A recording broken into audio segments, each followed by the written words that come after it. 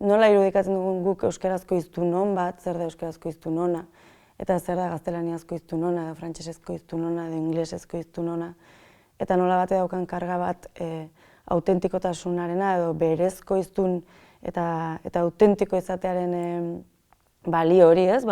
Bere ama hizkuntza da, oso dialekto jakina hitz egiten du, bere inguruko landareak izendatzen daki, bere herrian bakarrik erabiltzen den hitz horrekin, eta hori da euskarazko hiztun on bat, karikaturara eraman da, ia monolinguea da, ez du irakurri eta bere hizkuntza ez da kutsatua izan beste zergatik, naturaren parte da.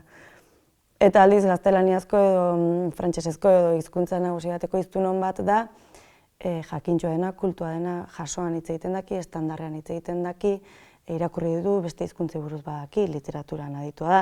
Ez, klitxe horiek guztiak, nola funtzionatzen duten desberdin hizkuntza gutxituetan edo hizkuntza nagusietan eta non dagoen horren jatorria. Eta hori ez da gaur egun sortu den zerbait, baizik eta 19. mendetik hona, razionaltasunaren ideologia nagusiak ekarri du hizkuntzaren noranahikotasuna eta funtzionaltasunaren balioa, eta erromantikotasuna berriz indexikalitatea nonbaitekoa izatearena, partikularra eta berezia eta albalitz gainera primitiboa eta unkitu gabea eta kutsatu gabea izatearena.